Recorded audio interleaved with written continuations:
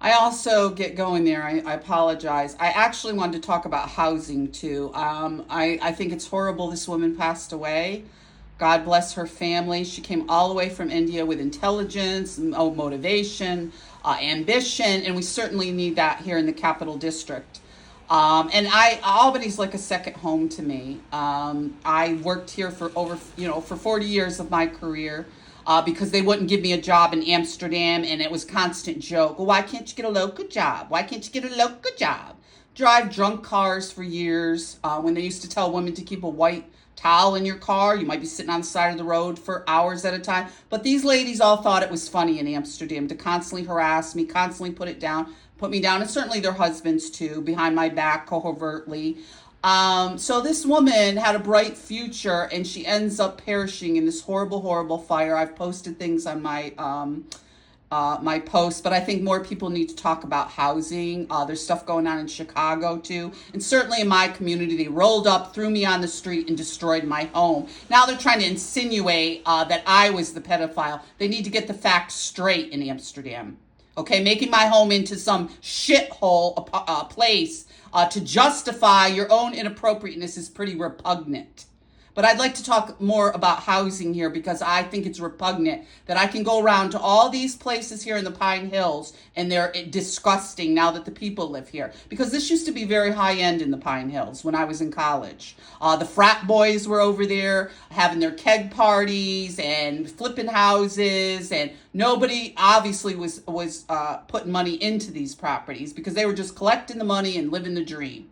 Because you look around now and every house needs repairs, as far as I'm concerned. When we bought property, my ex-husband was always like, oh, anybody can buy real estate, but you have to maintain it. So he got every little nickel and dime out of me because every year we had to do projects. Every year, the income tax money we got, which was close to $3,000, went to fixing up these places, that we had. They were older Victorians in the West End. We took care of his mother. We took care of his aunt who was bipolar. His mother was legally blind, and we took care and maintained their properties and was building a rental business, and so on and so forth. So you look around the Pine Hill now, and it's a pretty sad state of what's going on. This man who I attended a frat party, my first frat party over there when I transferred up here to Albany, was over there on North Lake where where I tried to live before this man drove all the way from Connecticut to rip me off. In his Lexus, no less. So Mr. Grady Judge is online now. I just posted one of his videos about these evictions that these people do. And certainly the whole point is to evict you as humiliating as possible, cause trouble, get these wellness checks on people, make you live in inhumane conditions, and then steal your money and throw you on the street. So they have done that repeatedly, which I'd like to talk more about. I think more people need to speak out. In Chicago, certainly something's brewing out there because people have had enough of it. I've certainly had enough of it in Amsterdam. I won't speak generally for Albany. I love Albany, and it's just too bad what's happening in our community with housing. I've looked at a lot of these places. They'll actually show you pictures. Oh, look the way the tenant left it. I don't believe this is all tenant related. What's going on here is inhumane. It's torture to treat people this way, and certainly you're going to succumb. You're going to get sick. You're not going to be able to do the things you need to do, and so on and so forth. And we'll get more into that. I have made a couple videos about this. I'm a little sick and tired of being told I'm making things up. I don't have to make anything up. I learned a long time ago as a little kid to tell the truth because my mother would have these rages. She'd go off on the deep end. The only thing that stopped her was the truth. So I don't lie. I don't need to lie. I'm not about lying. The truth is certainly strange enough, if you will. With some of this stuff I can't believe, but this is what some of these landlords are doing. I was a decent landlord, and what's going on now is repugnant that the people have to deal with this kind of situation after all these people here were making all this money in the Pine Hills. Okay, there was a steady flow of income, steady flow of money, and this poor woman succumbed, and certainly we need people like that in the community. We've lost St. Rose. She was attending Albany State. What a wonderful thing, and now she's gone.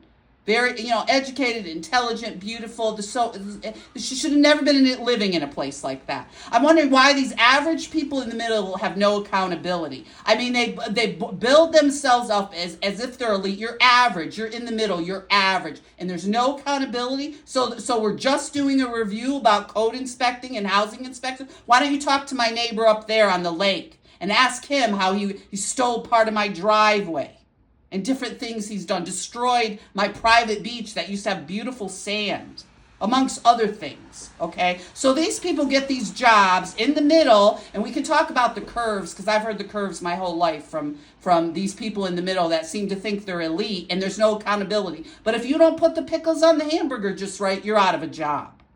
But these people in the middle that are average continue to seem to think that they don't have no accountability at all. And you can see it with our housing here in the Pine Hills. It's atrocious. You go around to look for a small studio at a reasonable price, and there aren't any. And then you get into a place like this, and you're continually tortured, and everybody pretends they don't know what's going on. Well, I call bullshit. They know exactly what's going on.